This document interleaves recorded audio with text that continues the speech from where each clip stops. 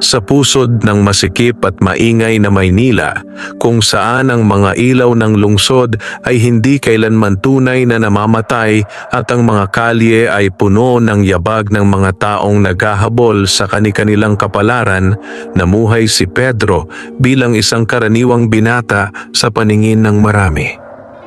22 taong gulang, matangkad, kayumanggi, at may mga matang tila laging may malalim na iniisip, si Pedro ay lumaki sa paniniwalang siya'y isa lamang ordinaryong probinsyanong dinala ng kanyang ina sa lungsod upang takasan ang pait ng nakaraan. Sa Tondo sila nanirahan, sa isang maliit ngunit malinis na inuupahang bahay na pinagkakasya ng kanyang inang si Aling Rosa sa pamamagitan ng paglalabada at pagtitinda ng mga kakanin tuwing umaga. Tahimik ang kanilang buhay, ngunit sa likod ng bawat payapang gabi ay may lihim na hindi kailanman ibinunyag ng kanyang ina. Bata pa lamang si Pedro ay napapansin na niyang may kakaiba sa kanyang sarili. May mga gabing nagigising siya sa gitna ng dilim, pawis na pawis, habang ang kanyang pandinig ay tila higit na matalas kaysa karaniwang tao. Naririnig niya ang pagaspas ng pakpak ng ibong dumaraan sa bubong, ang mahinang bulong ng mga kapitbahay ilang bahay ang layo, at maging ang pagtakbo ng mga daga sa makitid na eskinita. Kapag siya na may nasusugatan, hindi nagtatagal at agad iyong naghihilom.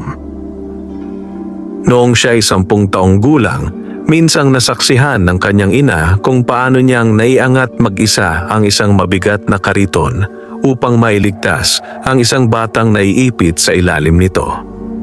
Sa halip na purihin siya, namutla si Aling Rosa at agad siyang hinila pauwi.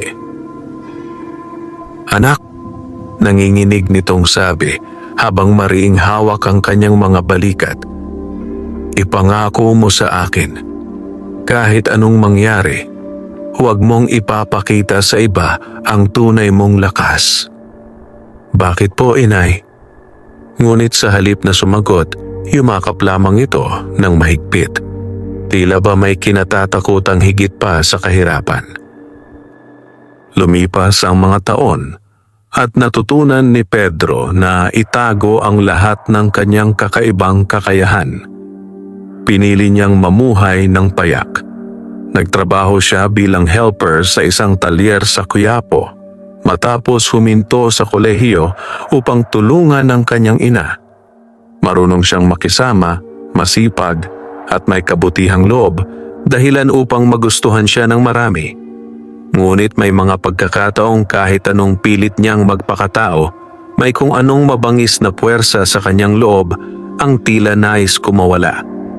Isang gabi ng Hunyo, habang pauwi si Pedro mula sa trabaho, nadatnan niyang may kaguluhan sa madilim na bahagi ng eskinita. Isang babae ang pilit hinihila ng 3 lasing na lalaki. "Bitawan niyo ako!" sigaw ng babae. Huminto si Pedro. "Hoy!" malalim niyang sigaw. Lumingon ang 3 at nagtawanan. "Bayani ka ba?" pangungutya ng isa. Alam ni Pedro na dapat siyang umiwas. Iyon ang paulit-ulit na bilin ng kanyang ina. Mamuhay ng tahimik, huwag makialam, huwag ilantad ang sarili. Ngunit may bahagi sa kanyang pagkatao na hindi marunong tumalikod sa pang-aapi. Lumapit siya. "Sinabi kong bitawan niyo siya." Sumugod ang unang lalaki, tangan ng patalim. Sa isang iglap na hindi man lamang niya lubos na naisip, nahuli ni Pedro ang kamay nito. Sa sobrang higpit ng kanyang hawak, nabitawan ng lalaki ang kutsilyo habang napaluhod sa sakit. Ang ikalaway sumuntok, ngunit mabilis siyang nakaiwas. Higit sa bilis ng normal na tao, isang tulak lamang ni Pedro at tumilapon ito sa basurahan. Ang ikatlo'y napatakbo sa takot. Tahimik na natahimik ang paligid. Maging si Pedro ay natigilan sa kanyang ginawa. Ang babaeng kanyang iniligtas ay nakatitig sa kanya, hindi lamang may pasasalamat, kundi may halong pangamba. "Sa sino ka?" bulong nito. Hindi nakasagot si Pedro. Pag-uwi niya, nadatnan niyang gising pa ang kanyang ina, nakaupo sa harap ng lumang altar habang hawak ang isang rosaryo. "May nangyari," agad nitong sabi, tila alam ang lahat. Napaupo si Pedro. "Inay, ano ba talaga ako?" Nanlumo si Aling Rosa. Sa loob ng maraming taon, ito ang tanong na kanyang kinatatakutan.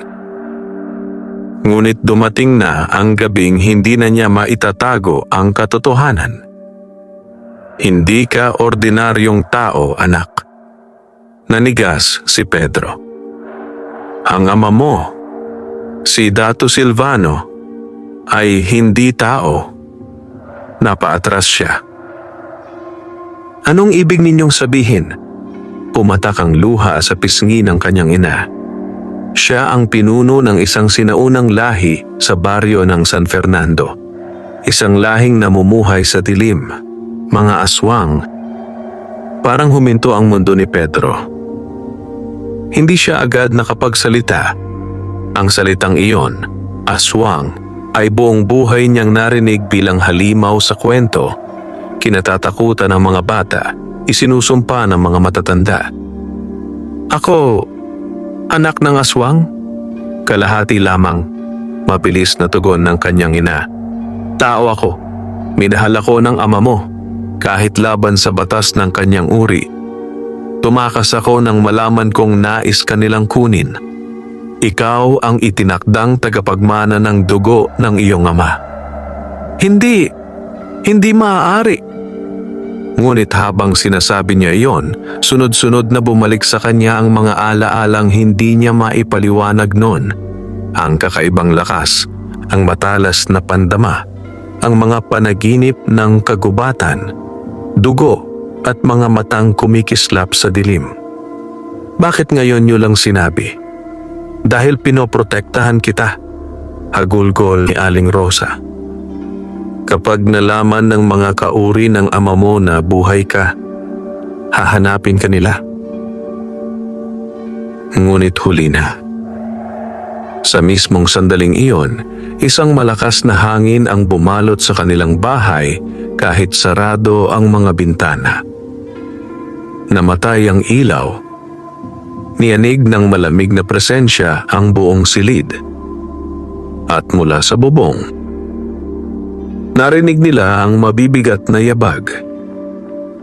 Dahan-dahang natigilan si Pedro. May kung anong matagal nang nagmamasid.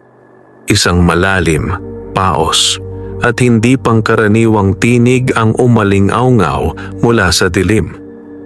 "Natagpuan ka na namin, Prinsipe Pedro." Napasigaw si Aling Rosa. "Tumakbo ka!"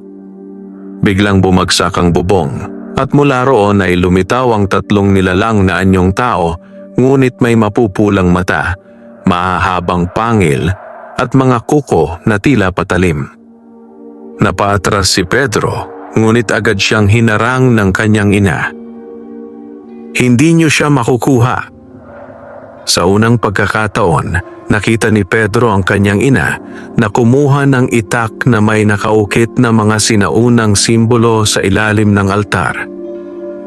"Ang gabing ito ay matagal kong kinatakutan," wika nito. "Pero kung ito man ang oras, ipaglalaban kita." Ngunit ang pinuno ng mga nilalang ay ngumisi. Ipinapatawag siya ng hari, patay na si Dato Silvano. Nagimbal si Aling Rosa. At ayon sa batas ng dugo, ang kanyang nag-iisang anak ang dapat bumalik sa San Fernando. Napatitig si Pedro. "Patay na. Ang ama ko?" "Oo," sagot ng nilalang. "At may digmaan ng nagaganap sa pagitan ng mga angkan ng dilim. Kung hindi ka babalik, mamamatay ang iyong lahi. Ngunit kung sasama ka, maaari kang maging susunod na hari ng mga aswang." Tahimik ang gabi, ngunit sa katahimikang iyon, ay tila gumuho ang buong pagkatao ni Pedro. Binatang mekaniko sa Maynila, anak ng isang lihim, tagapagmana ng isang kahariang nababalot sa dugo.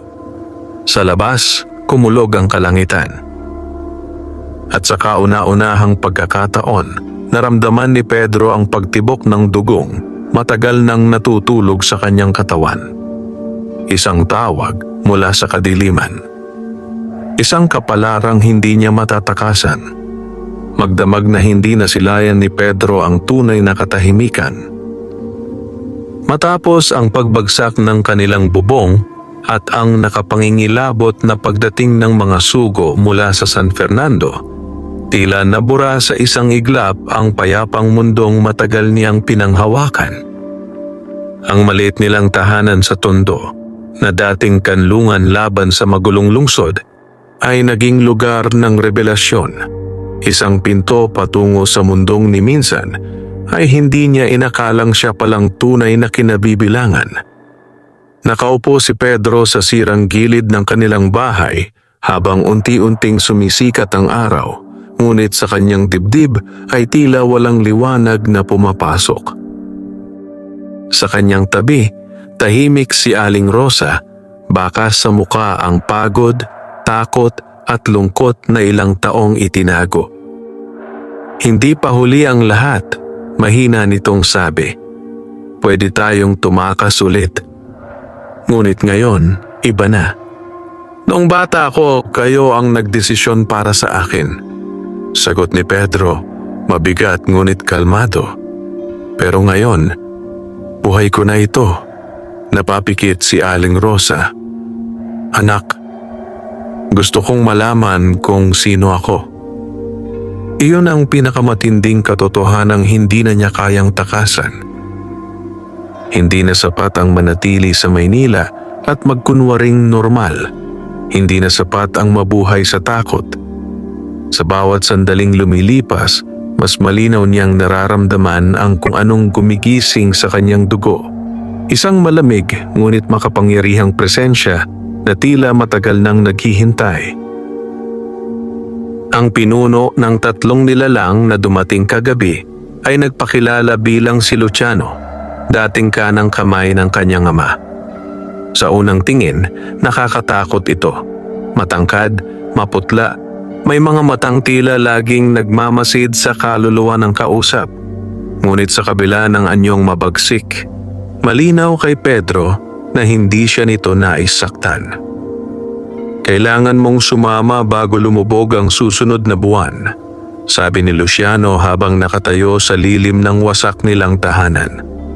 Sa San Fernando, naghihintay ang konseho ng gabi. Konseho? 12 pinuno ng sinaunang angkan ng mga aswang. Simula nang mamatay ang iyong ama, nag-aagawan sila sa trono. Bakit ako? Dahil ikaw ang anak ng datu. Tahimik si Pedro. Hindi ba't marami silang mas puro ang dugo kaysa sa akin? Ngumiti si Luciano, ngunit hindi yon ngiting may saya, kundi nang may malalim na lihim. Dugo ng iyong ama ang pinakamakapangyarihan sa lahat. Ngunit ikaw ang unang isinilang na taglay ang dugo ng dilim at puso ng tao. Puso ng tao? Ang mga tulad mo ay bihira. Sa mga sinaunang hula, ang kalahating tao, kalahating aswang ang maaaring magbuklod o tuluyang magwasak sa aming lahi. Parang lalong bumigat ang hangin. Hindi niya alam kung dapat ba siyang matakot o matawa sa tila katang-isip na kapalaran. Ngunit sa mga sumunod na oras, nagsimula silang maghanda. Hindi maaaring gumamit ng karaniwang daan patungong San Fernando. Ayon kay Luciano, ang baryong kanyang pinagmulan ay hindi basta matatagpuan sa ordinaryong mapa. Bagamat may pisikal itong anyo sa isang malayong lalawigan, may bahagi roon na nababalot ng sinaunang sumpa. Isang tabing na nagkukubli sa tunay na pugad ng kanyang angkan. Bago umalis, dinala siya ng kanyang ina sa lumang aparador at inilabas ang isang telang balot sa itim na sinulit. "Pag-aari ito ng ama mo," sabi nito. Nang buksan ni Pedro, tumambad ang isang kwintas na may pulang batong tila buhay sa ilalim ng liwanag. "Ano ito?" "Dugo ng unang hari," sagot ni Luciano. "Ang batong puso. Tanging tunay na tagapagmana lamang ang maaaring magsuot niyan." Nang isuot ni Pedro ang kwintas, biglang dumaloy sa kanyang katawan ang tila apoy at yelo ng sabay. Napahawak siya sa dibdib.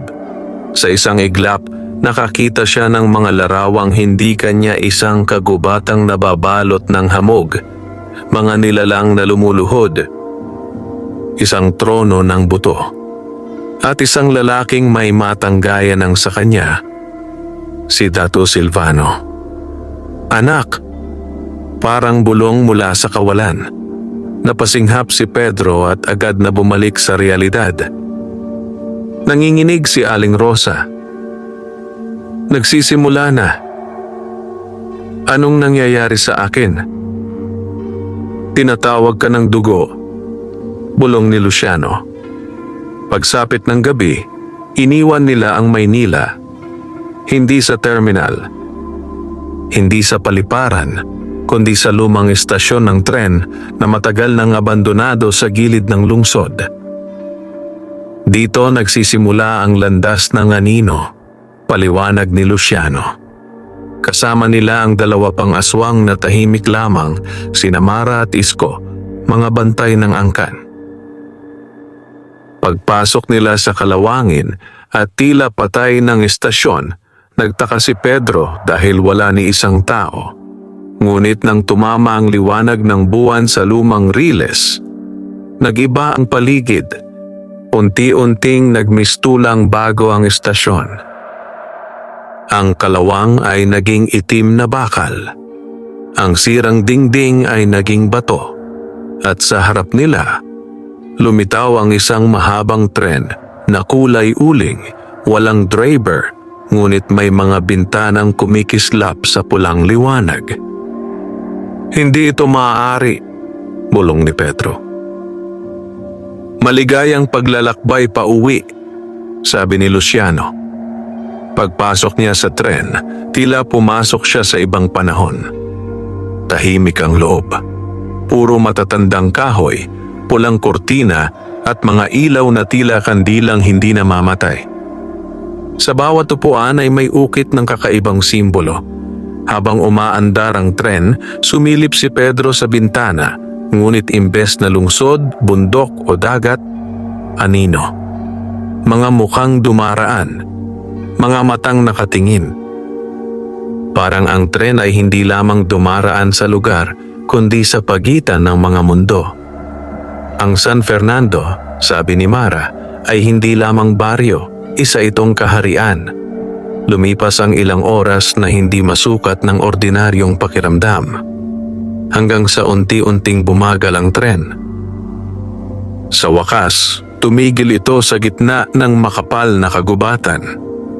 Pagbaba ni Pedro, agad siyang sinalubong ng malamig na hanging may halong amoy ng lupa, lumot at dugo. Sa harap niya ay isang baryong tila naiwan sa sinaunang panahon. Mga bahay na gawa sa kahoy, ngunit napapalibutan ng mga simbolo. Mga taong nakatingin mula sa dilim. Mga batang may mapupulang mata. Mga asong hindi tumatahol, bagkus ay tila nagmamasid, at sa pinakagitna ng baryo, isang napakalaking punong balete, higit na mas malaki kaysa anumang nakita niya, na tila sumasakop sa buong sentro ng San Fernando. Ang puno ng unang dugo, bulong ni Luciano. Sa ilalim nito ay naroon ang isang malawak na bulwagan na yari sa bato at buto. Diyan ginaganap ang pagpili ng hari. Habang naglalakad si Pedro papasok sa baryo, naramdaman niya ang mabibigat na tingin ng bawat nilalang. May ilan sa kanilang lumuluhod, may ilan namang tila galit, may ilan. Gustong makita siyang mamatay. Biglang lumapit ang isang matandang babae, kuba, maputla at bulag ang isang mata. Ngunit nang hawakan nito ang mukha ni Pedro, napaatras ang lahat. Siya nga, paos nitong sabi, ang anak ng dugo at araw, ang tagapagmana. Ngunit bago pa man tuluyang lumalim ang sandali, isang malakas na sigaw ang umalingaw-ngaw mula sa bulwagan. Hindi ko tatanggapin, lumingon si Pedro. Mula sa hagdanan ng trono, lumabas ang isang matangkad na lalaking nakasuot ng itim na kasuotan, may mahahabang kuko at matang nagliliyab sa galit. Isa siyang kalahating tao, sigaw nito. Hindi siya karapat-dapat mamuno. Siya si Darius, bulong ni Luciano. Pamangkin ng iyong ama at ang pinakamalakas na nais umagaw sa trono. Nagkatinginan sina Pedro at Darius. Sa unang pagkakataon, naramdaman ni Pedro ang tunay na panganib. Hindi lamang pala niya kailangang tanggapin ang kanyang dugo, kailangan din niyang ipaglaban ang kanyang karapatan upang mabuhay. At sa baryong iyon ng kadiliman, sa ilalim ng punong saksi sa 1,000 taon ng dugo, nagsimula ang unang hakbang ng binatang taga Maynila tungo sa pagiging hari ng mga nilalang na kinatatakutan ng sangkatauhan. Ang San Fernando ay hindi tulad ng alinmang baryong nakilala ni Pedro noon. Sa umaga, tila payapa ito. Mga batang naglalaro sa maputik na daan, mga inang nagsasampay ng damit, matatandang nakaupo sa lilim ng mga puno. Kung hindi lamang sa kakaibang bigat ng hangin at sa mapupulang matang paminsan-minsang sumisilip sa dilim, maaaring isipin ng sinuman na ito'y isang ordinaryong pamayanan. Ngunit pagsapit ng dapit hapon, nag-iiba ang lahat. Habang lumulubog ang araw, tila kasabay nitong nagigising ang tunay na anyo ng baryo. Ang mga ilawan sa bawat bahay ay hindi apoy, kundi bughaw na ningas. Ang mga manok at aso ay kusang nagtatago. Ang hangin ay sumisikip at ang buong San Fernando ay tila humihinga bilang isang buhay na nilalang. At sa gitna ng lahat, ang puno ng unang dugo. Sa unang gabi ni Pedro sa baryo ng kanyang mga ninuno, dinala siya ni Luciano sa ilalim ng dambuhalang balete kung saan naroroon ang bulwagang gabi, ang sentro ng kapangyarihan ng mga aswang sa loob ng maraming salinlahi. Habang papalapit siya, mas lalong lumalalim ang pintig ng kwintas sa kanyang dibdib. Ang batong puso ay tila tumutugon sa lugar. Ano man ang mangyari, bulong ni Luciano, huwag kang yuyuko maliban kung pipiliin mo. Ang dugo ng hari ay hindi lumuluhod dahil sa takot. Napahigpit ang hawak ni Pedro sa kwintas. Sa kabila ng kanyang kaba, may bahagi ng sarili niyang tila natural na nauunawaan ng mga salitang iyon. Pagsapit nila sa tarangkahan ng bulwagan, bumukas ang napakalaking pintuang yari sa maitim na kahoy at buto. Tumambad ang isang silid na napakalawak, naliliwanagan ng mga sulo na kulay bughaw at pinalilibutan ng 12 trono na yari sa iba't ibang material, buto, bato, ginto, ugat at tila pinatigas na dugo. Sa gitna ay isang bilog na batong may sinaunang simbolo. Naroon ang konseho ng gabi, 12 pinuno, 12 nilalang na bawat isa may kani-kaniyang anyo ng bangungot. May isang babaeng napakaganda ngunit may matang parang ahas. May isang matandang halos kalansay na ngunit buhay pa rin ang mga matang itim. May dambuhalang lalaki na tila kalahating tao, kalahating halimaw. At sa pinakadulong trono, walang laman. Ang trono ng Datu, bulong ni Mara. para kay Pedro. Lumapit ang tagapagmana, utos ng isang malamig na tinig. Ang nagsalita ay si Doña Amara, pinakamatandang kasapi ng konseho at sinasabing unang tagapayo pa ng ama ni Pedro. Mabagal siyang naglakad papasok. Bawat yabag ay tila sinusukat. Bawat hinga ay tila hinuhusgahan. Sa kanyang paglapit sa gitna, naramdaman niya ang mabigat na tingin ng buong konseho. At ito ba ang anak ni Silvano? Tanong ng isa. Mahina siyang tingnan, sabi ng isa pa. Tao ang amoy. Ngunit may apoy. Bulong ng iba. Tumayo si Darius mula sa hanay ng konseho.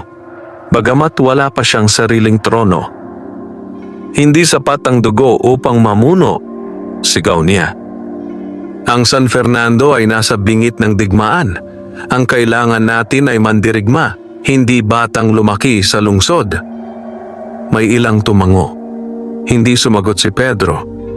Ngunit sa kanyang katahimikan, mas lalong umiinit ang dugo niya. Tumayo si Doña Amara.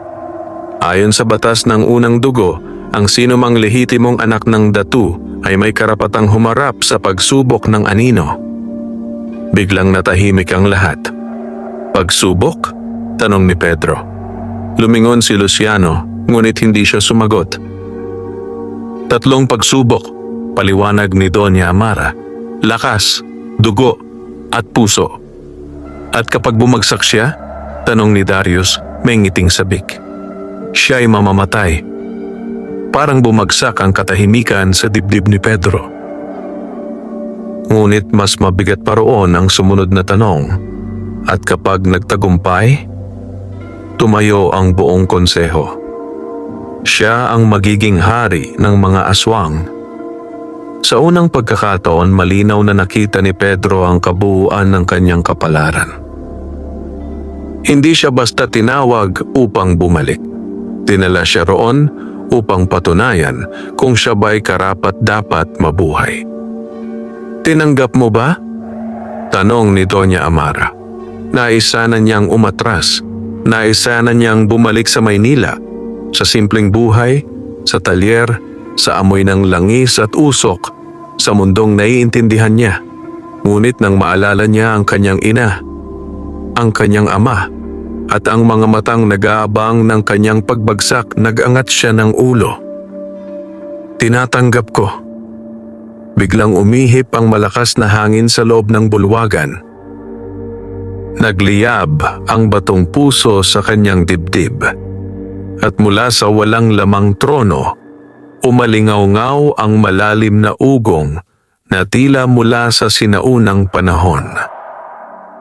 Naalala siya ng dugo, bulong ng isang konsehal, ngunit hindi lahat ay natuwa. Sa sulok ng bulwagan, napansin ni Pedro ang isang babaeng hindi bahagi ng konseho ngunit naroroon sa dilim. Maputi ang balat, mahaba ang buhok at may mga matang kulay pilak. Hindi siya tulad ng iba. Hindi siya puno ng galit. Sa halip, tila awa. Sino siya? Bago pa man siya makapagtanong, muling nagsalita si Doña Amara. Ang unang pagsubok ay magaganap sa susunod na kabilugan ng buwan. Sa gubat ng lamat. Biglang nagbago ang ekspresyon ng maraming naroon. May takot, kahit sa konseho. Ano ang gubat ng lamat? Tanong ni Pedro. Ngunit si Luciano ay tila nabigla. Hindi, bulong nito. Masyado pang maaga. Ngumisi si Darius. Kung tunay kang tagapagmana, mabubuhay ka. At doon nagtapos ang pulong. Ngunit habang papalabas si Pedro, muling lumapit sa kanya ang babaeng may matang pilak. Kung nais mong mabuhay, bulong nito, matuto kang huwag lamang lumaban bilang aswang, kundi bilang tao. Hintayin mo ako sa likod ng balete sa hating gabi. at bago pa siya makapagsalita, naglaho ito sa dilim. Naiwan si Pedro sa gitna ng lumalalim na gabi. Bitbit ang unang tunay na bigat ng kanyang pagbabalik. 3 pagsubok, 1 trono, maraming kaaway, at isang misteryosong kakampi na maaaring maging susi o kapahamakan. Sa ilalim ng buwan ng San Fernando, nagsimula ang pagbukas ng pinto tungo sa mas madilim pang katotohanan na ang pagiging anak ng hari ay hindi lamang pribilehiyo. Isa itong hatol. Lumalim ang gabi sa San Fernando na tila isang buhay na nilalang na dahan-dahang bumabalot sa buong baryo. Hindi tulad sa Maynila na ang dilim ay nilalabanan ng ilaw ng poste, ng mga billboard at ng walang humpay na ingay ng syudad. Ang dilim sa San Fernando ay tila mas matanda pa sa alaala ng tao. Ito'y makapal, mapanlin lang, at may sariling hininga. Mula sa bintana ng silid na ipinahiram sa kanya sa lumang tahanan ng mga datu, minasdan ni Pedro ang baryo. Ang bahay ay malaki ngunit malamig, gawa sa matitibay na kahoy. May mga haliging inuukitan ng sinaunang simbolo at mga pasilyong tila maraming lihim ang narinig sa loob ng mahabang panahon. Dati itong tahanan ng kanyang ama. Ngayon, pansamantala niya ring tahanan.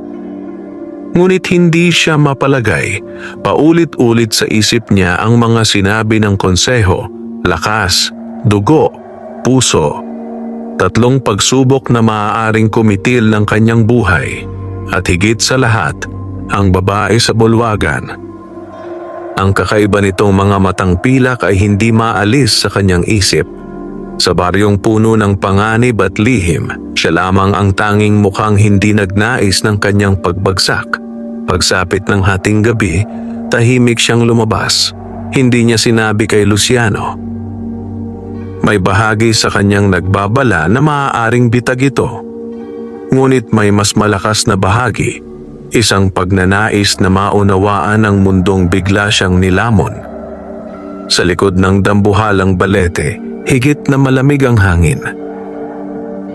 Ang mga ugat nitong tila higanting ahas ay nakabaon sa lupa, habang ang mga sangay parang mga kamay na naisunggaban ng buwan.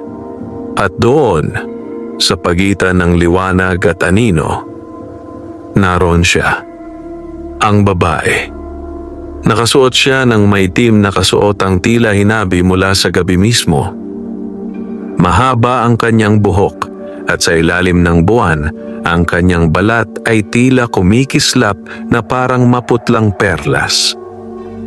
Akala ko hindi ka darating, sabi nito. Hindi ko rin alam kung bakit ako pumunta, tugon ni Pedro. Bahagya itong ngumiti. Dahil hindi katulad nila. Hindi ko pa nga alam kung ano ako. Mas mabuti iyon, sagot niya. Ang mga naniniwalang lubos na kilala nila ang kanilang sarili ang madalas unang namamatay. Napataas ang kilay ni Pedro. Sino ka? Saglit itong natahimik, tila sinusukat kung gaano karami ang dapat nitong sabihin. Ako si Luna. Luna? Anak ni Magdalena. Napatigil si Pedro. Ang pangalang iyon ay agad niyang narinig mula kay Luciano noong sila'y naglalakad sa baryo. Magdalena, ang dating pinuno ng mga tagabantay ng gubat, isang makapangyarihang angkan ng mga aswang na sinasabing tumiwalag sa pamumuno ng kanyang ama maraming taon na ang nakalipas. Kung ganon, kaaway ka ba ng ama ko? Hindi. May lungkot sa tinig nito.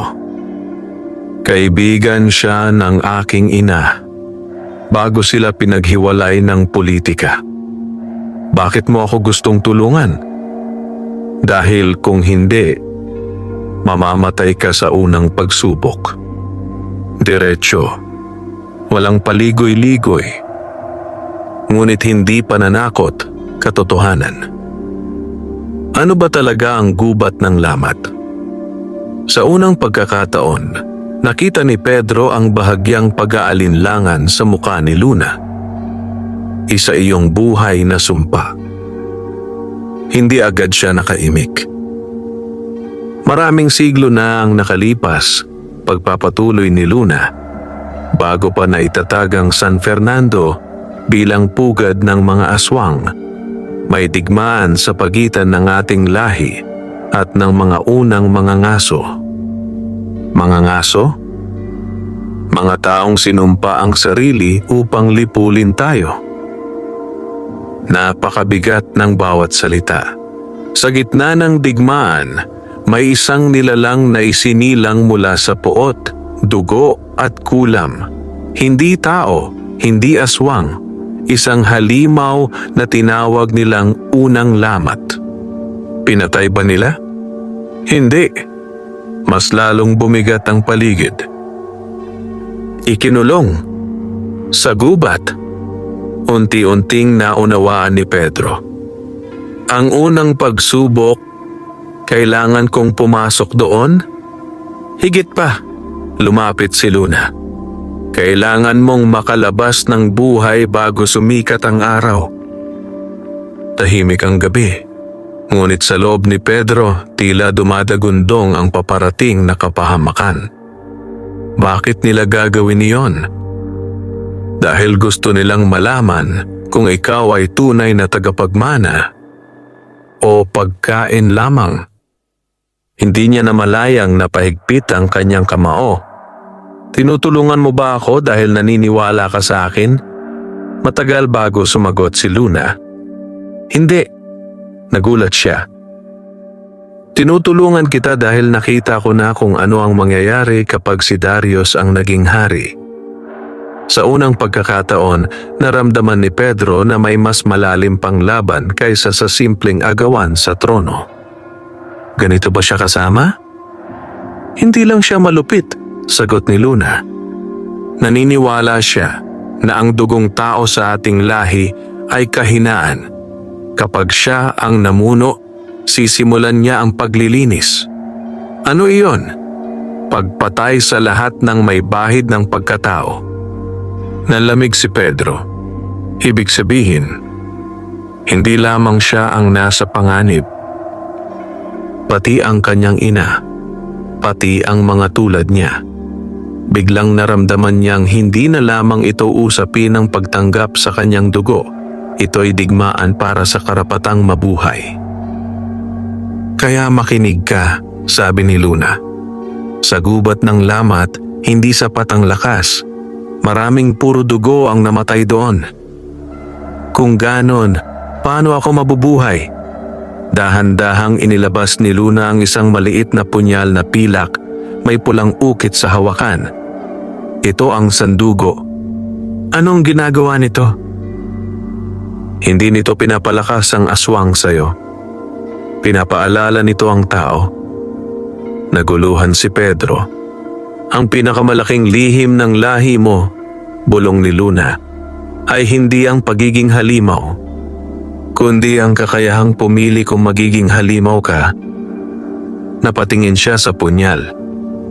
Bakit ibinibigay mo ito sa akin? Dahil sa gubat, may mga bagay na hindi kayang talunin ng bangis. Kinuha niya iyon, at sa mismong pagdampi ng kanyang kamay sa sandugo, tila may dumaloy na kakaibang init sa kanyang katawan. Hindi mabagsik, kundi malinaw, parang liwanag sa loob ng dilim. Ngunit bago pa siya makapagtanong, biglang umalingaw-ngaw ang isang napakalakas na alulong mula sa kailaliman ng kagubatan.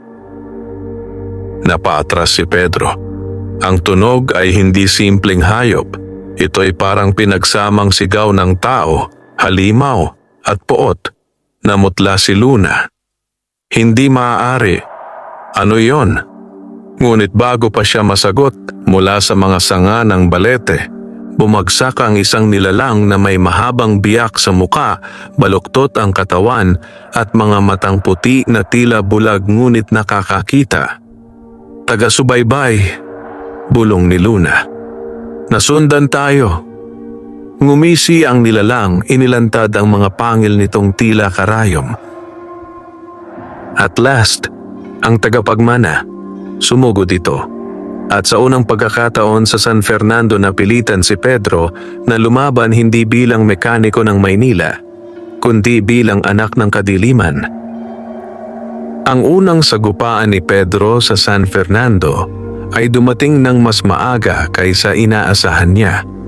Sa ilalim ng dambuhalang balete, habang ang buwan ay nakasabit sa langit na tila matang nagmamasid, tumambad sa kanya ang isang nilalang na wari isinilang mula sa bangungot. Ang taga-subaybay. Payat ngunit matangkad, baluktot ang mga bias, maputlang balat na halos nakadikit sa buto at bibig na puno ng matutulis na pangil. Ang mukha nito'y may mahabang biyak mula noo hanggang baba, tila minsang hinati, ngunit muling pinagdikit ng sumpa. Wala itong malinaw na mata, tanging mapuputing bilog na waring walang buhay, ngunit nakakakita ng lampas sa ordinaryong paningin. Amoy hari, paos nitong bulong. Sa isang kisap mata, sumugod ito. "Pedro!" sigaw ni Luna. Ngunit huli na ang babala. Sa bilis na halos hindi maunawaan ng normal na isip, nasa harap na niya ang nilalang. Instingtibo siyang napaurong, ngunit naramdaman pa rin niya ang matalas na kuko na dumaan sa kanyang braso. Napunit ang manggas niya. Dumugo. At sa unang patak ng kanyang dugo sa lupa ng San Fernando, biglang umihip ang malamig na hangin. Ang paligid ay tila huminto. Maging ang taga-subaybay ay napatigil. Dugo ng datu. Ungol nito, tila nababaliw sa pananabik. Naramdaman ni Pedro ang kakaibang pagbabago. Parang may apoy na gumapang sa kanyang mga ugat. Mas luminaw ang kanyang pandinig. Mas bumilis ang tibok ng mundo. Naririnig niya ang pagaspas ng bawat dahon. Ang pagdaloy ng hangin. Ang pintig ng puso ni Luna. At ang sariling puso niyang tila may ibang nilalang na gustong kumawala. "Pedro!" muling sigaw ni Luna. "Huwag kang magpadala." Ngunit paano? Hindi pa man niya lubos na nauunawaan ang nangyayari, muling sumalakay ang taga-subaybay. Ngayon ay mas mabangis, mas desperado. Sa pagkakataong ito, may kung anong sinaunang galaw ang kusang umalalay sa katawan ni Pedro. Hindi siya nag-isip. Kumilos siya. Nahuli niya ang pulsuhan ng nilalang at sa gulat niya mismo. Narinig niya ang pagkalagot ng buto. Napahiyaw ang taga-subaybay, ngunit hindi pa tapos. Sa kauna-unahang pagkakataon, naramdaman ni Pedro ang kakaibang tukso. Hindi simpleng galit, kundi gutom. Isang malalim, madilim, mapanganib na pagnanais na wasakin ang kalaban. At higitan pa roon, nanlaki ang kanyang mga mata. "Ano ito?" "Pedro!" Mabilis na sigaw ni Luna habang inihahagis sa kanya ang sandugo. Ngayon, nasalo niya ang punyal. At sa mismong paghawak niya rito, tila may malamig na alon na sumabog sa kanyang isip. Biglang luminaw ang lahat. Ang bangis ay hindi nawala, ngunit nakontrol. Sa pag-atake ng nilalang, mabilis na umiwas si Pedro at naibaon ang sandugo sa dibdib nito. Umalingaw-ngaw ang isang hindi pangkaraniwang sigaw. Hindi iyon simpleng sakit. Parang pagkapunit ng sumpa. Unti-unting nangitim ang katawan ng taga-subaybay hanggang sa ito'y naging abo na tinangay ng hangin. Tahimik. Napakabigat ng katahimikan. Nakatayo si Pedro, hingal na hingal, nanginginig ang kamay habang hawak pa rin ang punyal. Hindi dahil sa takot sa nilalang, kundi sa sarili. Halos bulong niya. Halos hindi ko napigilan. Lumapit si Luna, seryoso ang mukha. Iyon ang tunay mong laban. Ano bang nangyari sa akin? Ang dugo mo. Napatingin siya sa sarili niyang sugat, ngunit sa kanyang gulat, mabilis na itong naghihilom. Kapag nasusugatan ka, kapag natitikman ng dilim ang galit mo, mas lumalakas ang lahi ng ama mo. Pero bakit parang gusto kong pumatay? Hindi sumagot si Pedro dahil iyon nga ang katotohanan. Hindi niya lamang gustong manalo. May bahagi sa kanyang nais lumamon. Tahimik na tumango si Luna. Hindi lahat ng aswang ay halimaw dahil sa dugo. Marami dahil pinili nila. Pero paano kung hindi ko kayanin? Sa unang pagkakataon, lumambot ang tingin ni Luna. Kaya nga kita tinutulungan. Ngunit ang gabing iyon ay hindi pa tapos. Mula sa dilim, isa-isang lumitaw ang mga anino. Mga taga-subaybay. Hindi lang isa, 5. Napalunok si Pedro. Hindi ito normal, sabi ni Luna. Bakas ang tensyon sa tinig. May nagutos sa kanila. At iisa lamang ang malinaw na posibleng may kagagawan, Darius. Gusto niyang mamatay ka bago pa ang unang pagsubok, mading sabi ni Luna. Unti-unting pinalibutan sila ng mga nilalang. Naghanda si Pedro. Ngunit sa pagkakataong ito, iba na ang pakiramdam. Hindi na siya ganap na takot. May kaba. Oo, ngunit sa ilalim niyon, may gumigising na lakas at mas nakakatakot iyon. Makinig ka, mabilis na sabi ni Luna. Hindi natin sila kayang ubusin dito. Kailangan nating makarating sa lumang dambana. Ano yon? Banal na lupa. Hindi sila makakapasok.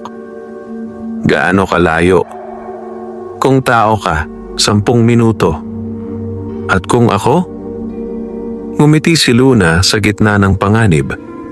Depende kung gaano mo kabilis tatanggapin kung sino ka.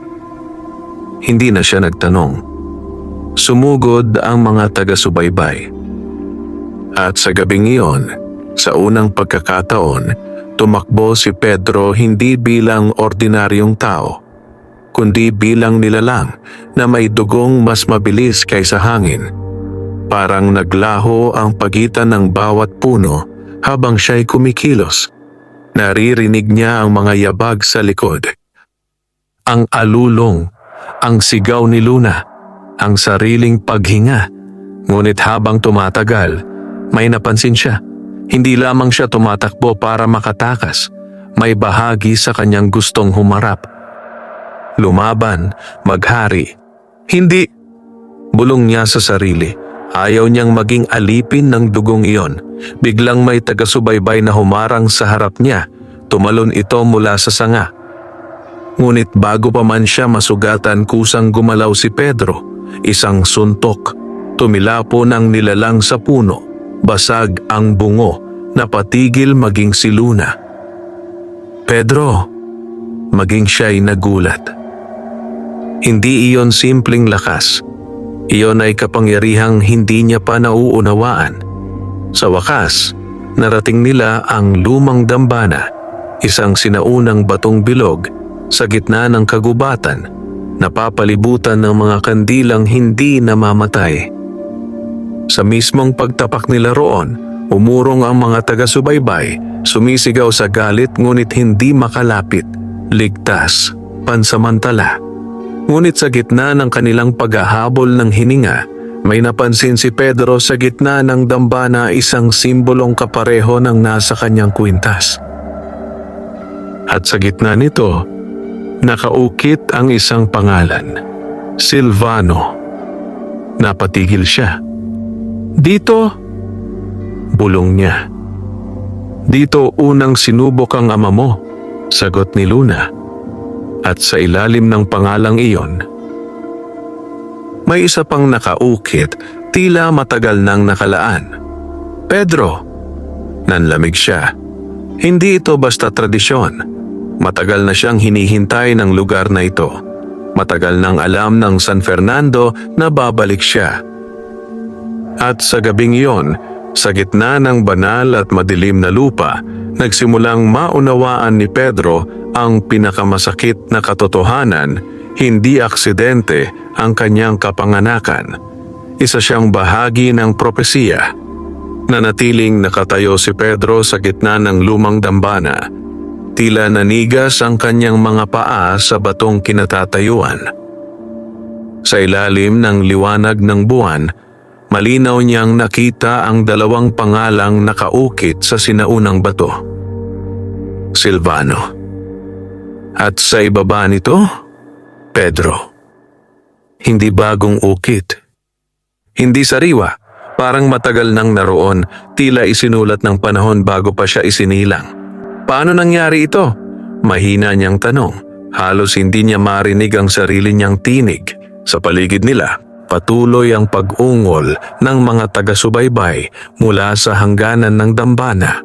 Ngunit tila napalayo ang lahat ng iyon sa kanyang pandinig. Ang tanging mahalaga ngayon ay ang katotohanang nasa harap niya. Huminga ng malalim si Luna bago sumagot. May mga lihim sa San Fernando na hindi alam kahit ng karamihan sa konseho. Anong lihim? Ngunit bago pa siya tuluyang masagot, biglang yumanig ang lupa. Mula sa gitna ng dambana, nagsimulang lumiwanag ang simbolong kahugis ng kanyang kwintas. Napaatras si Luna. Hindi maaari. Ang batong puso sa dibdib ni Pedro ay biglang uminit. Hindi simpleng init, parang may sariling tibok, parang puso ng iba. Napahawak siya rito, ngunit sa halip na mapaso, tila may malakas na puwersang humihila sa kanya palapit sa gitna. "Pedro, huwag!" sigaw ni Luna. Ngunit huli na. Sa mismong pagdikit ng kanyang palad, sa ukit ng kanyang pangalan, nagbago ang mundo. Nawala ang kagubatan, nawala ang gabi, nawala si Luna. Napunta siya sa isang lugar na tila nasa pagitan ng alaala at panaginip. Makapal ang hamog, pula ang langit. At sa kanyang harapan, isang napakalawak na larangan ng abo at dugo. Sa malayo, may mga nilalang na naglalabanan, mga aswang, tao, at mga anyong hindi niya maipaliwanag. Digmaan. Sinaunang digmaan. Hindi ito pangitain. Napalingon siya sa tinig. Sa likod niya ay isang lalaki. Matangkad. Matatag. May matang kapareho ng kanya. At sa unang pagkakataon, nakita ni Pedro ang kanyang ama. Datu. Silvano. Hindi ito multo sa karaniwang anyo. Hindi rin simpleng alaala. Isa itong bakas ng kapangyarihang iniwan sa dugo. "Kung naririnig mo ako," sabi ni Silvano, "ibig sabihin ay nagsimula na ang iyong paggising." Hindi makapagsalita si Pedro. Maraming taon siyang nabuhay na walang ama, puno ng tanong, galit at pananabik. Ngayon narito ito, ngunit hindi niya ito mahawakan. "Bakit mo kami iniwan?" Tahimik ang mukha ni Silvano. "Dahil ang manatili ay magdadala ng kamatayan sa inyo. Hindi sapat yun." Alam ko. May bigat ng pagsisisi sa bawat salita. Ngunit may mga laban na hindi napipili ng isang ama, lalo na kung ang kapalit ay kinabukasan ng kanyang anak. Unti-unting lumapit si Pedro. "Sabihin mo sa akin ang totoo." Huminga ng malalim si Silvano. "Ang dugo mo ay hindi simpleng paghahalo ng tao at aswang. Kung ganon, ano ako? Isa kang tulay." Biglang umugong ang paligid. Noong unang panahon, paliwanag ni Silvano, ang ating lahi ay hindi halimaw. Naguluhan si Pedro. Ang mga unang nilalang ng dilim ay mga tagapagbantay ng hangganan sa pagitan ng mundo ng tao at ng mas malalim na kadiliman. Tagapagbantay? Oo. Ngunit nang manaig ang gutom at kapangyarihan, maraming naligaw. Doon isinilang ang mga halimaw na kinatatakutan ngayon. Ipinakita ni Silvano ang kanyang kamay sa malawak na digmaan sa paligid. Paulit-ulit na sinubukang wakasan ng dugo ang sarili nitong sumpa. Ngunit ayon sa propesiya ng dugo at araw, biglang lumitaw sa kalangitan ang sinaunang simbolo araw at buwan na pinagbuklod ng dugo. May darating na isinilang sa dugo ng gabi at puso ng araw. Isang tagapagmana na maaaring pumili, tapusin ang lahi o iligtas ito. Nanlamig si Pedro. Ako, hindi ka ipinanganak upang maging simpleng hari. Mas lalong bumigat ang bawat salita. Ipinanganak ka upang baguhin ang likas ng ating uri. Paano? Sa pamamagitan ng pagpili. Napailing si Pedro. Lahat kayo iyan ang sinasabi, pagpili. Pero paano ako pipili kung hindi ko pa nga lubos na kilala ang sarili ko? Sa unang pagkakataon, bahagyang ngumiti si Silvano. Eksakto. Ang mga tunay na halimaw ay yaong hindi nagtatanong. Tahimik ang paligid. Pagkatapos ay nagbago ang mukha ni Silvano. Mula sa ama, naging hari. Makinig ka, hindi aksidente ang pagkamatay ko. Napatigil si Pedro. Anong ibig mong sabihin? Pinatay ako. Parang gumuho ang lupa sa ilalim niya. Sino? May aninong gumagalaw sa loob ng konseho. Si Darius ba? Hindi lamang siya. Nag-iba ang hangin. May mas matanda, mas tuso, mas malapit. Biglang nagsimulang mabasag ang paligid. Wala nang oras. Sa unang pagsubok sa gubat ng lamat, hindi lamang halimaw ang haharap sa'yo. Anong haharapin ko? Ang pinakadelikado sa lahat. Ang sarili mong anino. Hintayin mo. Ngunit huli na. Nawasak ang pangitain. At biglang bumalik si Pedro sa realidad. Napaluhod sa gitna ng dambana habang hingal na hingal. Pedro! Niyakap siya ni Luna bago pa siya tuluyang bumagsak.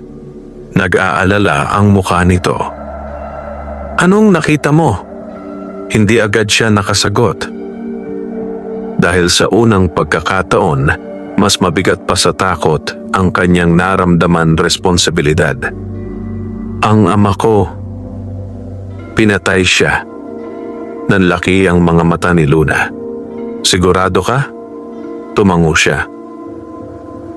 May traidor sa konseho at kasabay ng kanyang mga salita. May marahang palakpak na umalingaw-ngaw mula sa dilim. Mabagal, mapanukso, nakakakilabot, napakaganda. Napatayo agad si Luna, inilabas ang kanyang sandata. Mula sa anino ng mga puno, lumabas ang isang pamilyar ngunit mas nakakatakot na anyo. Doña Amara. Ngunit ang kanyang mukha ngayon ay wala ang maamong anyo sa konseho. Ang kanyang mga mata ay ganap na itim. At last, bulong nito. Nagising na rin ng tunay na tagapagmana. Nanigas si Pedro. Bakit? Nandito ka?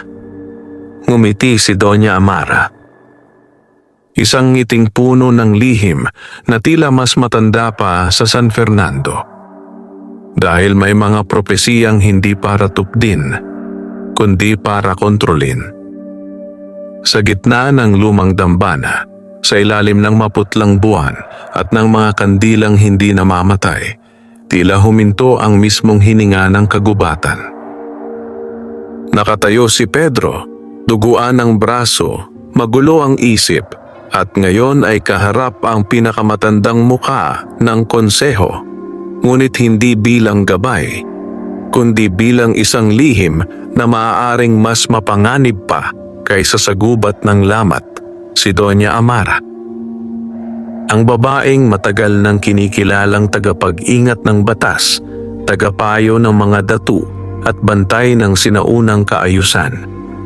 Ngunit sa mga sandaling iyon, ang kanyang anyo ay hindi na simpleng matanda. Mas mataas ang kanyang tindig, mas matalim ang kanyang mukha, at ang kanyang mga matang dating malamlam, ngayoy lubos na itim, parang dalawang hukay na sumisipsip ng liwanag. Hindi maaari, bulong ni Luna, bakas ang galit at takot. Mas matagal akong maaari kaysa sa iniisip mo, apo ni Magdalena, sagot ni Doña Amara. Nanigas si Luna. Apo? Napalingon si Pedro. Hindi lamang pala siya ang may lihim na dugo, ngunit wala pang oras para sa tanong. Unti-unting naglaho ang mga taga-subaybay sa paligid, waring sumusunod sa presensya ni Amara. Hindi dahil natalo sila, kundi dahil may mas mataas na halimaw na dumating. Bakit mo ako sinusubukan? Mariing tanong ni Pedro. Ngumiti si Doña Amara. Dahil kailangan kong makita. Kung ikaw ba'y anak nga ni Silvano, o isa lamang pagkakamali. Nag-init ang dugo ni Pedro. Pinatay mo ba siya? Tahimik. Pagkatapos, hindi. Hindi sapat ang sagot. Ngunit alam kong mamamatay siya. Mas mabigat, mas masakit. Bakit?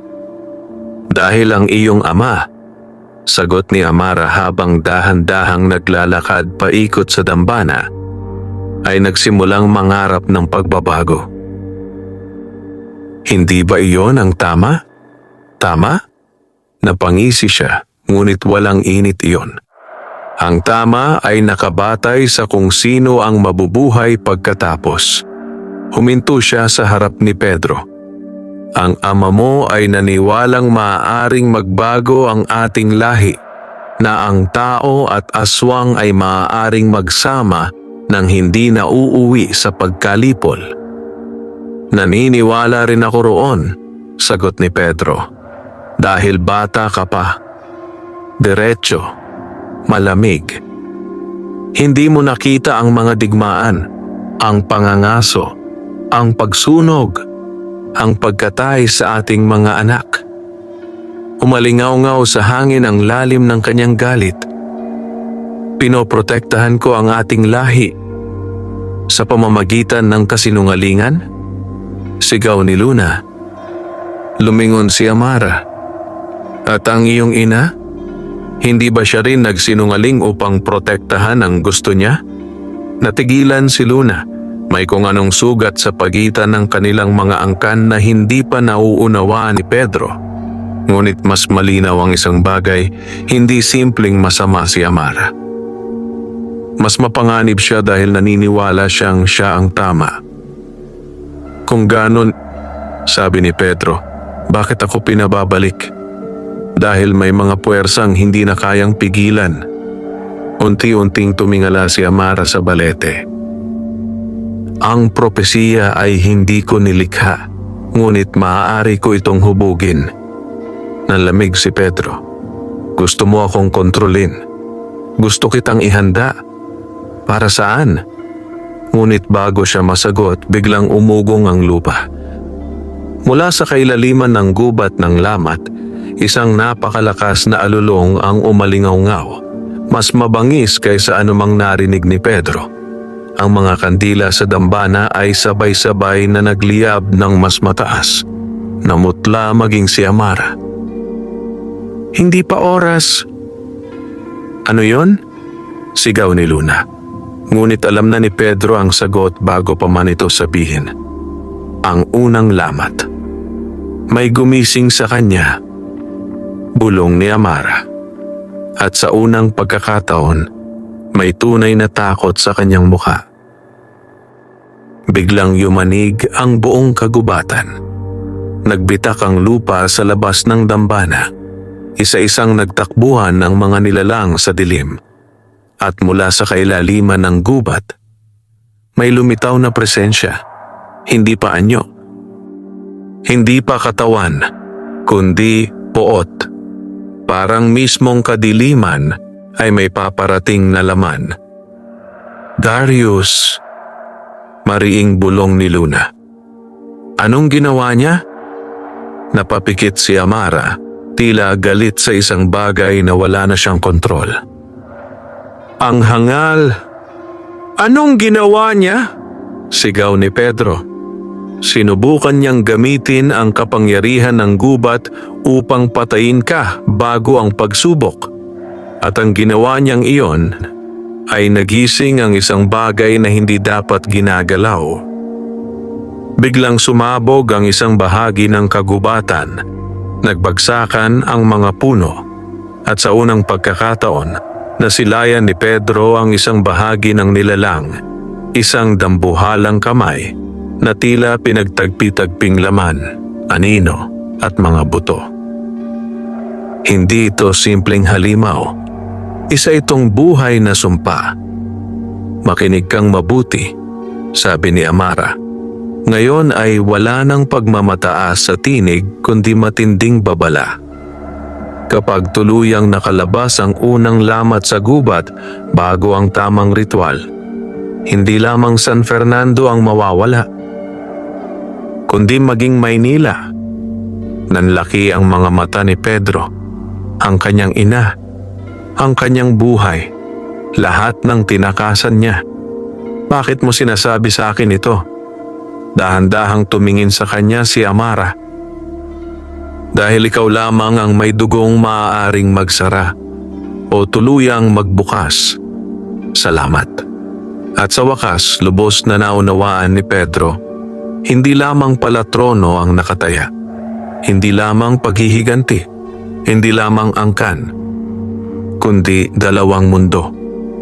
Biglang lumapit si Luna at hinawakan ang kanyang kamay. Pedro, kailangan nating mauna sa puso ng gubat. Bakit? Dahil kapag naabot ni Darius ang ubod ng lamat bago tayo, hindi na nito kinailangang tapusin. Maiintindihan na. Makukuha ni Darius ang kapangyarihang hindi dapat mapasa kamay ni Numan. Tumalikod si Doña Amara. Hindi pa kita kakampi, sabi nito kay Pedro. Ngunit sa gabing ito, mas delikado ang pamangkin ng iyong ama kaysa sa akin. At tandaan mo, bahagya itong lumingon. Ang unang hakbang upang maging hari ay ang tanggapin na may mga laban na hindi mo mapapanalunan bilang mabuting tao lamang. Pagkasabi niyon, naglaho siya sa anino. Naiwan sina Pedro at Luna sa nanginginig na kagubatan habang papalapit ang ugong ng isang sinaunang bangungot. At sa unang pagkakataon mula nang dumating siya sa San Fernando, kinailangan ni Pedro na gumawa ng pasyang hindi na para lamang sa kanyang sarili. Sa pagitan ng tao at aswang, alin ang mas dapat manaig? Kung ang kalaban ay katapusan mismo, walang oras para sa pag-aalinlangan.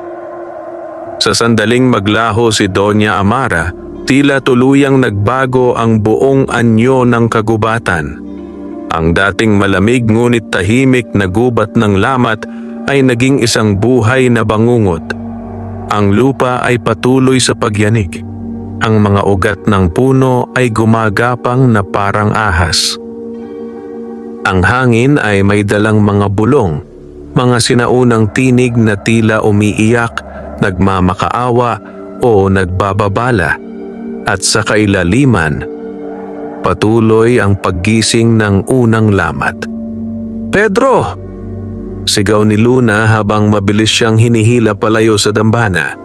Kailangan nating makarating sa ubod bago si Darius. Hindi na nagtanong si Pedro. Tumakbo sila.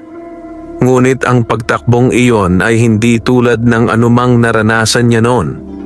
Habang mas lumalalim sila sa kagubatan, tila nagbabago ang direksyon ng daan. Ang mga punong dinaanan nila kanina ay nawawala. Ang mga landas ay gumagalaw. Parang ang gubat mismo ay sumusubok iligaw sila. Buhay ang lugar na ito, bulong ni Pedro. Hindi lang buhay, sagot ni Luna habang iniiwasan ang biglang pagsugod ng matutulis na ugat mula sa lupa. Nakakaramdam. Ngano? Takot, galit, dugo. Napahigpit ang hawak ni Pedro sa sandugo. Habang tumatagal, mas lalo niyang nararamdaman ang kakaibang presensya ng kagubatan. Parang may kumikilala sa kanya. Parang sinusukat. Parang may bahagi ng gubat na gustong kainin siya. At may bahagi ring gustong lumuhod. Sa gitna ng kanilang pagtakbo, biglang nag-iba ang paligid. Ang mga puno ay tila umurong. At sa harapan nila, isang malawak na bahagi ng kagubatan ang nabuksan. Isang bilog na kapatagan ng maitim na lupa na papalibutan ng mga batong may sinaunang ukit.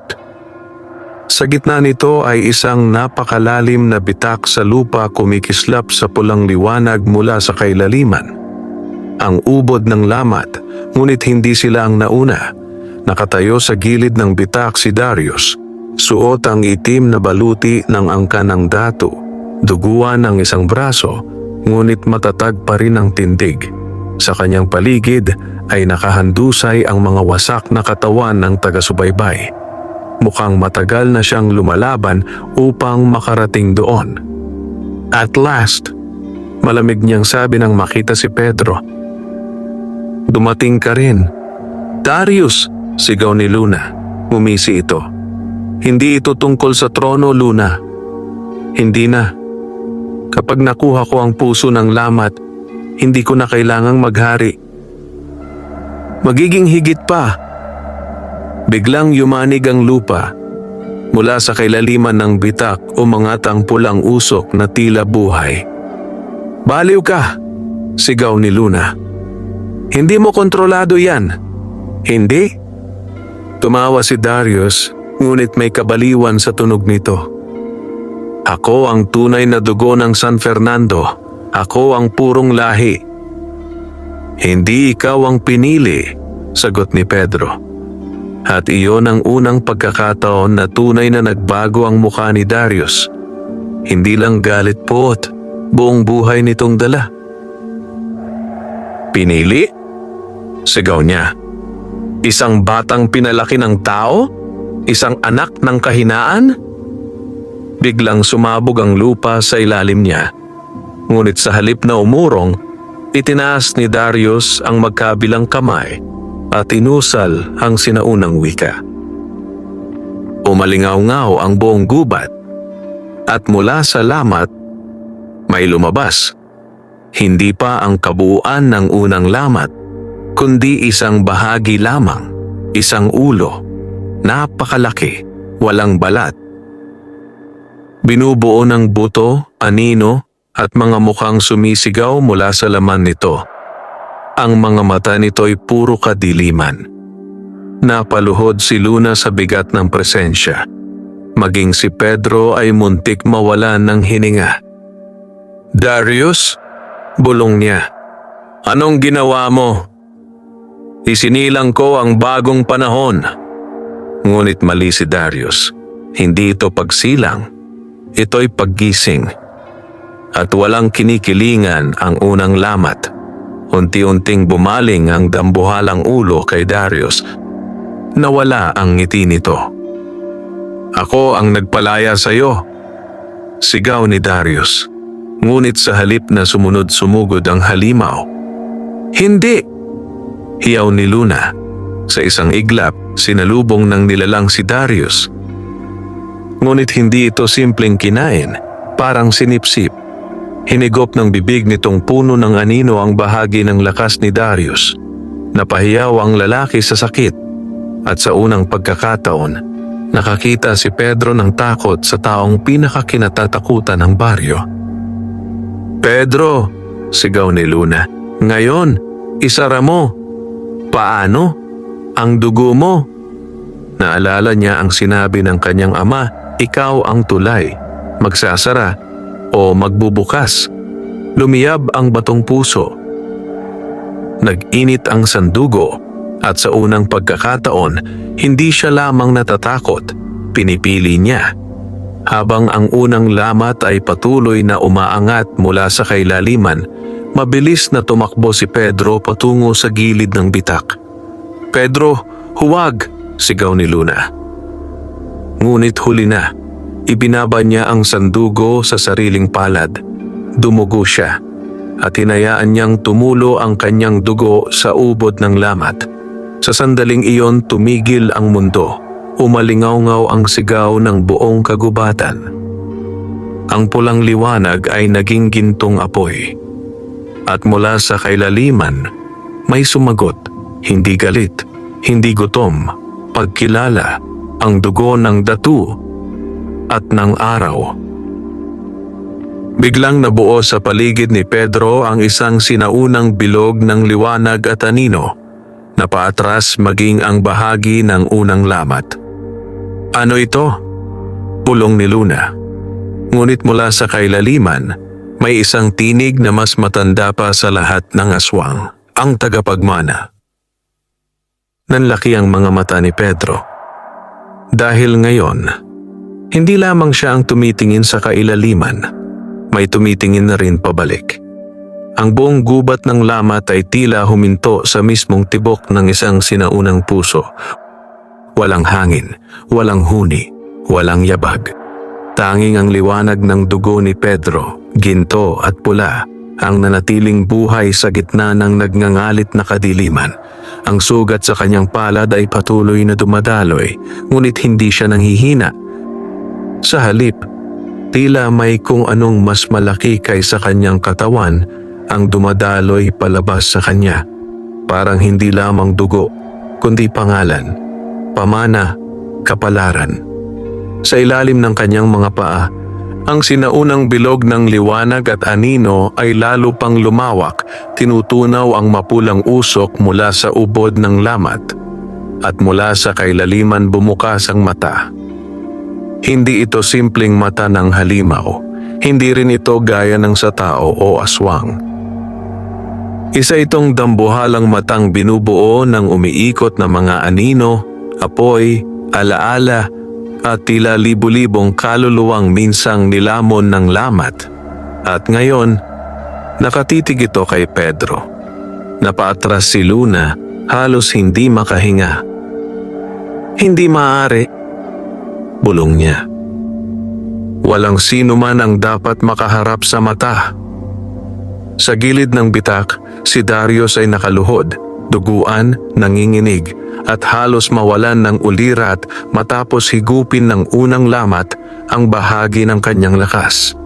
Ngunit maging siya ay napatingin, at sa unang pagkakataon sa kanyang buhay, hindi galit ang nasa mukha niya, kundi takot. Hindi ako, nanginginig niyang sabi. "Ako ang dapat." Ngunit hindi siya pinansin ng kailaliman. Dahil si Pedro ang kinikilala. Tagapagmana. Muling umalingaw-ngaw ang tinig. Hindi ito narinig lamang ng tainga, tumagos ito sa buto, sa alaala, sa dugo, at sa isang iglap na wala si Pedro sa pisikal na mundo. Muli siyang nahulog sa pagitan ng realidad at sinaunang gunita. Ngunit ngayon, hindi ito alaala ng kanyang ama. Ito ay mas matanda, mas malalim, mas mapanganib. Natagpuan niya ang sarili sa isang napakalawak na kahariang wasak.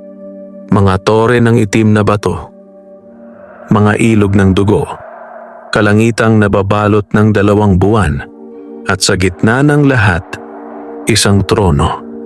Hindi gawa sa ginto, kundi sa mga buto ng hari, at nakaupo roon. Isang nilalang na kamukha niya, ngunit hindi siya. Mas matangkad, mas mabagsik, may korona ng sungay at anino, at mga matang parehong araw at gabi. Bulong ni Pedro. Hindi ako ito. Hindi pa. Ang nilalang ay tumayo. Ang bawat galaw nito ay tila pagyanig ng panahon. Ako ang unang naging tulay. Nanlamig si Pedro. Ang unang tagapagmana? Bago pa matawag na aswang ang iyong lahi, lumapit ito. At bago pa naging sumpa ang lamat, unti-unting bumalik ang mga larawan isang sinaunang panahon. Mga tagapagbantay, mga nilalang ng gabi na hindi halimaw, kundi mga bantay laban sa mas malalim na kasamaan. Ngunit pagkatapos, kasakiman, takot, kapangyarihan. Pinili kong gamitin ang lamat, sabi ng unang hari. At doon nagsimula ang pagbagsak. Kung ganon, ikaw ang dahilan? Ako ang unang nagkamali. Hindi galit ang tinig nito, kundi mabigat na pagsisisi. Bawat salinlahi matapos ako ay sinubukang kontrolin ang sumpa, sa halip na tapusin. Bakit hindi mo ginawa? Dahan-dahang yumuko ang nilalang. Dahil wala akong pusong tao. Tahimik, masakit. At doon lubos na naunawaan ni Pedro ang kahulugan ng kanyang pag-iral. Hindi siya kahinaan, hindi aksidente. Siya ang unang may kakayahang gawin ang hindi nagawa ng lahat ng nauna. May dalawang landas ka, sabi ng unang hari. Sa kanyang harapan, lumitaw ang dalawang anyo sa kaliwa. Si Pedro na nakaupo sa trono ng buto. Makapangyarihan, kinatatakutan, hari ng mga nilalang ng dilim. Sa kanan, si Pedro na winawasak ang trono, sinasarado ang lamat, ngunit posibleng kapalit ang sariling dugo. Kapangyarihan, sabi ng tinig, o paglaya. Kapag pinili ko ang paglaya, mamamatay ba ako? Maaaring higit pa. Kapag pinili ko ang kapangyarihan, mabubuhay ka. Ngunit maaaring mawala kung sino ka. Napapikit si Pedro. Sa unang pagkakataon, malinaw niyang nakita. Hindi ito simpleng laban kontra Darius. Hindi lamang ito tungkol sa trono. Ito'y tanong kung anong uri ng nilalang ang nais niyang maging. Ngunit bago pa siya tuluyang makapili, may ibang tinig na sumingit. Mas pamilyar, mas tuso. At bakit siya lamang ang dapat pumili? Biglang nabasag ang pangitain. Sumabog ang anino. At sa gitna ng ubod ng lamat sa tunay na mundo, nakatayo si Doña Amara, ngunit hindi bilang matandang konsehal. Unti-unting nagbago ang kanyang anyo. Nawala ang kulubot. Tumuwid ang likod. Humaba ang buhok. At lumitaw ang korona ng itim na tinik. Napasinghap si Luna. Hindi. Siya ang nanginginig nitong bulong. Unang reyna. Naniga si Pedro. Imposible. Ngumiti si Amara. Ngunit ngayon, hindi na si Doña Amara ang kaharap nila, kundi si Amara mismo, ang reyna ng unang pagbagsak, ang tunay na unang katuwang ng unang hari. Ako ang nagbantay sa propesiya sa loob ng maraming siglo, sabi nito. Hindi upang iligtas ka, kundi upang matiyak na kapag dumating ka, pipili ka ng tama. At para sa akin, itinaas niya ang kamay. Biglang sumiklab ang ubod ng lamat. Ang tama ay ang trono. Sa isang iglap, ang buong kagubatan ay yumanig. At sa wakas, nagsimula ang tunay na digmaan para sa dugo, trono at kapalaran ni Pedro. Nabiyak ang langit sa ibabaw ng gubat ng lamat. Ang mga ulap ay umikot na tila hinihigop ng mismong kailaliman habang ang lupa ay patuloy na nagbibitak sa ilalim ng sinaunang kapangyarihang muling gumigising. Sa gitna ng nagngangalit na ubod ng lamat, nagsalpukan ang mga puwersang matagal nang nakatali sa dugo, kasinungalingan at kapalaran. At sa sentro ng lahat si Pedro, ang anak ng datu, ang dugo ng gabi at araw, ang tagapagmana ng isang sumpang maaari niyang wakasan o tuluyang pagharian. Sa kanyang harapan ay si Amara. Hindi na ang maamong tagapayo ng konseho, kundi ang tunay na reyna ng unang panahon. Ang kanyang anyo ay kahanga-hanga at kakilakilabot. Ang kanyang buhok ay humahampas sa hangin na parang buhay na anino. Ang kanyang mga mata ay tila dalawang pusod ng gabi. At sa kanyang likuran, ang lamat ay tumutugon na parang siya ang matagal nitong hinihintay. Napakaraming siglo, bulong ni Amara, ngunit ang kanyang tinig ay umalingaw-ngaw sa buong kagubatan. Napakaraming hari ang bumagsak, napakaraming dugong nasayang, lahat dahil sa kahinaan. Hindi kahinaan ang pagpili, sigaw ni Pedro. Ngumiti siya. Hindi, ngunit madalas, iyon ang ipinapangalan ng mahihina sa kanilang takot. Sa isang kumpas ng kanyang kamay, sumabog ang anino mula sa lupa. Daan-daang hugis ang lumitaw, mga sinaunang mandirigma ng lamat, mga kaluluwang nakagapos sa kapangyarihang minsang sumira sa kanilang panahon. Pedro! Sigaw ni Luna habang inihaharang ang sarili laban sa sumugod na mga nilalang. Kapag nakuha niya ang puso ng ubod, wala nang makakapigil sa kanya. Sa di kalayuan, si Darius ay halos gumagapang, wasak ang pagmamataas, ngunit buhay pa. At sa unang pagkakataon, nakita ni Pedro ang katotohanan sa kanyang tiyuhin. Hindi lamang galit, kundi isang buong buhay na ginugol sa paniniwalang kailangan niyang maging malupit upang maging karapat-dapat. Pedro, paus na sabi ni Darius, duguan ang labi. Huwag mong hayaang siya. Ngunit hindi na nito natapos. Sinunggaban siya ng anino mula sa lupa. Sa isang iglap, maaaring hayaan na lamang ni Pedro na mamatay si Darius. Mas madali iyon. Mas ligtas. Mas simple. Ngunit sa mismong sandaling iyon, naalala niya ang sinabi ng kanyang ama. Ang mga tunay na halimaw ay yaong hindi nagtatanong. At gumawa si Pedro ng pasyang magpapasya kung sino siya. Sumugod siya. Hindi! Sa lakas na hindi na lamang sa aswang kundi sa buong pagkatao niya, hinatak niya si Darius palayo sa anino. Nagimbal maging si Amara. Pinili mong iligtas siya? Hindi ako ikaw, mariing sagot ni Pedro. Sa unang pagkakataon, hindi niya tinatanggihan ang dugo niya. Ngunit hindi rin siya nagpapasakop dito. Tinatanggap niya ang kabuuan niya. Tao, aswang, tagapagmana, at sariling pasya. Biglang nagliyab ang batong puso sa kanyang dibdib na tila araw sa gitna ng gabi. Ang sandugo sa kanyang kamay ay nagliwanag at ang buong ubod ng lamat ay tumugon.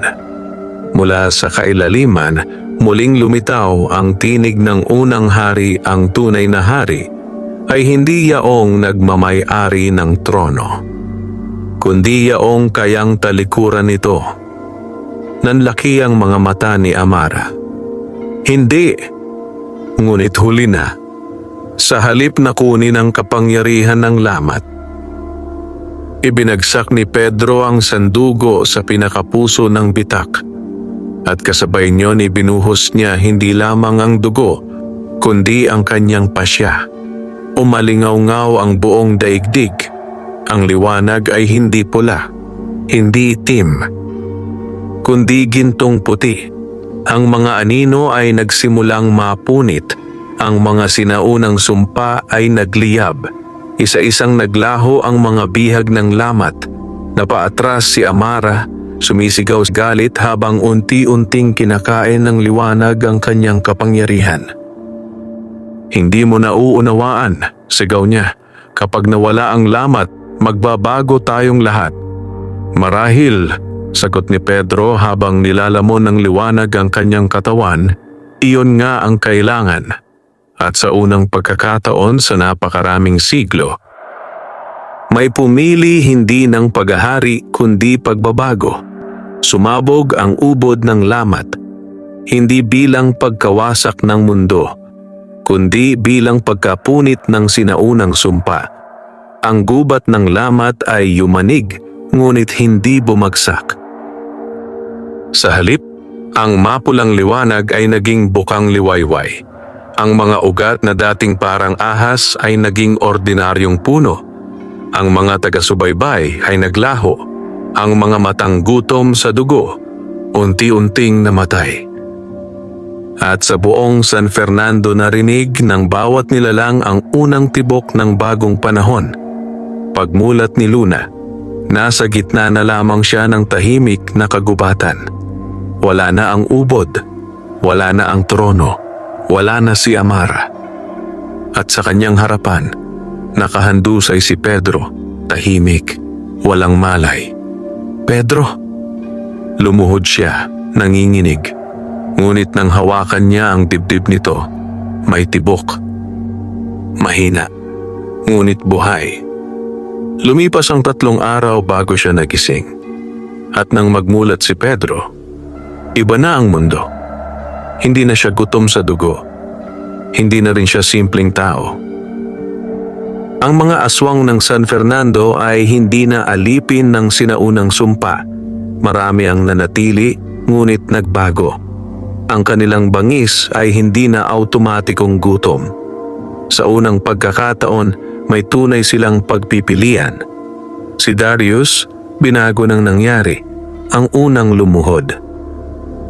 "Hindi bilang hari," sabi nito, "kundi bilang tagapagligtas."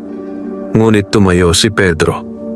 "Walang hari," naguluhan ang konseho.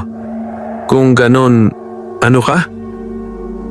Tumingin si Pedro sa sumisikat na araw sa baryong minsang nabalot ng dilim. "Ako ang huling tagapagmana ng lumang trono at unang bantay ng bagong San Fernando. Hindi hari, hindi halimaw, kundi tulay." Sa pagdaan ng mga buwan, nagsimulang magbago ang baryo. Unti-unting natutong mamuhay ng hindi sa takot. Hindi lahat ay sumang-ayon. Hindi lahat ay nagbago agad. Ngunit nagsimula. At sa Maynila, sa isang maliit na tahanan, muling nayakap ni Aling Rosa ang anak na minsang tinakasan niya upang iligtas. Ngunit ngayon, hindi na ito batang tumatakas sa anino. Si Pedro ay naging lalaking humarap dito at piniling baguhin ito. Ngunit sa pinakaubod ng dating lamat, sa kailalimang hindi lubos na mawawala kailanman, may isang munting piraso ng anino ang nanatiling buhay. Tahimik, naghihintay, sapagkat sa bawat bagong liwanag, may mga dilim pa ring nangangarap makabalik, wakas.